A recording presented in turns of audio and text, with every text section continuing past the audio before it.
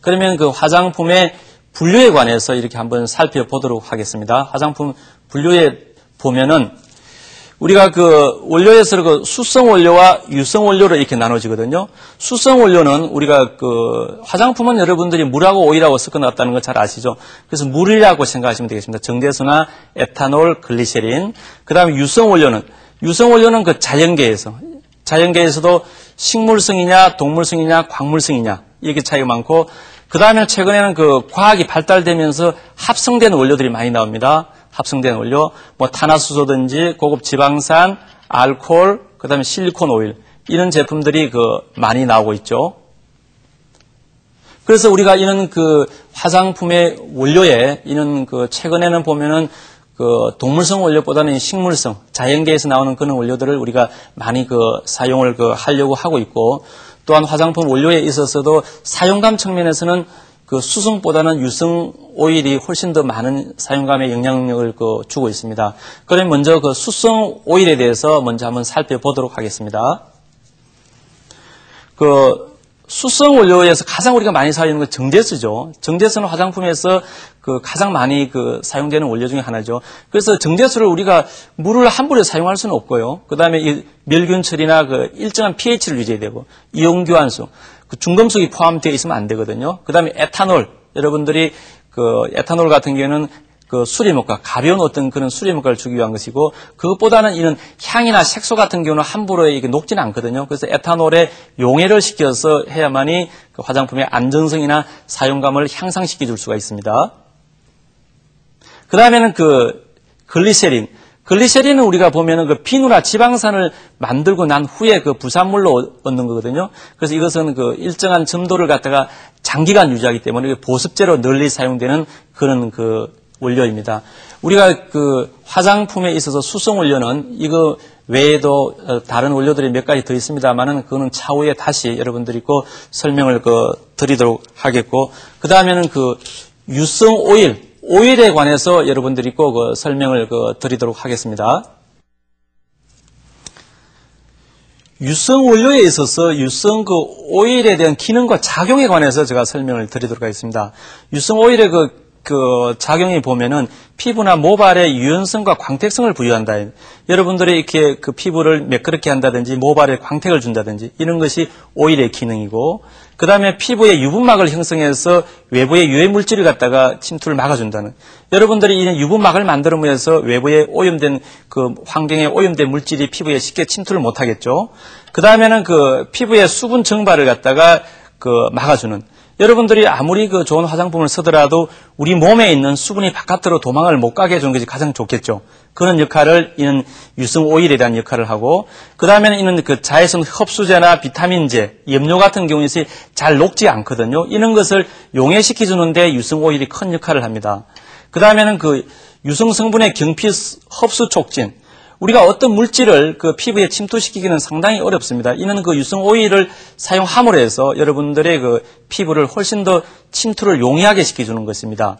그래서 이는 그 유성 오일에 대한 그 기능은 아주 이렇게 중요합니다. 여러분들이 제가 앞에서도 이야기했듯이 수성 오일보다는 유성 오일이 피부에 미치는 영향은 훨씬 더 큽니다. 그러면은 그 유성 오일에 있어서 그 식물성 오일에 대해서 제가 설명을 드리겠는데, 여러분들이 그 책 교재에 보면은 식물성 유성 오일은 그 제 10장에 또 다시 나와 있습니다. 그래서 그때 가서 여러분들이 그 참고로 하시고, 오늘은 그 천연 그 식물성 원료에 관해서 여러분들이 그 제가 설명을 드리도록 하겠습니다. 천연 그 식물성 그 오일에 대해서는 가장 먼저 나오는 게 호호바 오일인데, 여러분 조조바 오일이라기도 하기도 하는데, 이것은 뭐냐면은 우리 인체 피부와 유사한 구조를 가져서 피부에 대한 친화성과 흡수성이 좋다는 거죠. 우리 화장품의 원료에서 가장 좋은 것이 뭐냐면은 인체 구조와 유사한 것을 가진 것이 가장 좋습니다. 그러면은 안정성 측면이나 친화성 측면에서 가장 좋거든요. 그래서 호호바 오일 같은 경우는 립스틱이나 파운데이션, 아로마 그 테라피의 그 캐리 오일로서 널리 그 사용되어지고, 그 다음에 그 로즈잎 오일, 여러분 장미 추출물이라 그러죠. 이런 것 같은 경우는 세포 부활 조직이나 그 세포 피부 노화 억제에 상당히 그 효과가 좋아서 기초 제품의 여러 제품의 그 활용도가 상당히 넓게 사용되고 있습니다. 그 다음에는 그 그 피마자 오일, 우리가 캐스터 오일이라 그러는데 여러분들이 혹시 그 아주까리 기름이라고 하는 줄을 알고 있는지 모르겠는데 이런 쪽으로 우리가 그 피마자 오일이라고 합니다. 이것은 그 높은 점성과 부착력이든지 피부 보호제로 상당히 효과가 좋습니다. 그래서 우리가 그 특히 그 립스틱에 그 가소제로 많이 쓰입니다. 여러분들이 립스틱에 좋은 제품이 되려 그러면 그 색소들이나 이것이 골고루 퍼져야 되겠죠. 그래서 이는 그 립스틱의 가소제로서 아주 이렇게 많이 사용되고 있는데 이것이 그 하나의 그 단점이 뭐냐면 냄새가 좀 많이 난다는 겁니다. 그래서 최근에는 이는 그 립스틱 오일의 그 피마자 유일보다는 합성된 오일들을 많이 이렇게 그 사용을 그 하고 있습니다. 우리가 그 식물성 오일들은 이렇게 그 안전성 측면에서는 상당히 그 좋습니다. 그런데 이것이 안정성, 스테빌리티 측면에서는 상당히 문제가 있습니다. 그러니까 공기에 접해서 쉽게 산화나 산패가 일어나기 때문에 안정성을 상당히 그 주의를 하여야만이 여러분들이 사용하는 데 용이하고, 다음은 그 동물성 오일에 대해서 제가 설명을 드리겠는데, 이 동물성 오일은 우리가 그 광우병 그 이후로 이렇게 동물성 원료들은 화장품에서는 가능한 이게 자제를 하려고 하고 있습니다. 그러면 그 동물성 오일에 대해서 몇 가지 이렇게 살펴보도록 하겠습니다. 동물성 오일에서 스퀄란, 여러분들이 이 스퀄란 같은 경우에는 화장품뿐만 아니라 그 건강보조식품으로도 많이 사용하고 있죠. 최근에는 우리가 화장품도 보면은 그 바르는 개념에서 먹고 바르는 개념으로 가는데, 우리가 그래서 이너뷰티라는 말을 쓰지 않습니까? 그래서 스퀄란 같은 경우에는 화장품에 뿐만 아니라 건강보조식품으로도 널리 사용되는 그런 원료고, 그런데 이것이 그 깊은 바다에 사는 상의 간류에서 추출하는데 그때는 스코알렌이 됩니다. 스코알렌 같은 경우에는 상당히 불안정하거든요. 상당히 불안정하기 때문에 이 상태대로 화장품을 쓸 수는 없습니다. 그래서 수소를 첨가해서 사용하는 것이 바로 스코알란입니다. 그렇게 되면은 우리가 안전성이 높고 불활성인 오일로서 우리 화장품에 그 매끄러움성이나 그 이런 쪽에 많은 용도로 사용되고 있는 그런 원료입니다. 그 다음에는 그 밍크 오일.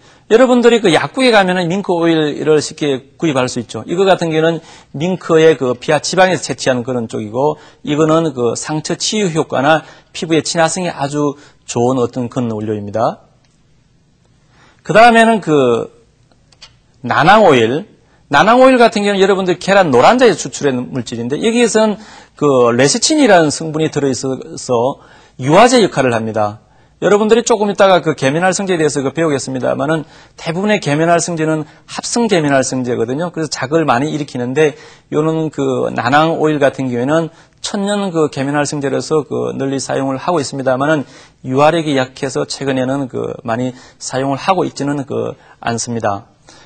그래서 우리가 그 지금 동물성 오일을 그 보았는데, 동물성 오일 이런 그 우리가 앞에서 제가 말씀을 드렸듯이 광우병 그 이후로 가능한 이 화장품 회사에서는 그 자제를 해서 다른 합성 오일들이나 아니면 식물성 오일들로 그 대체를 그 하고 있는 그런 그 실정입니다.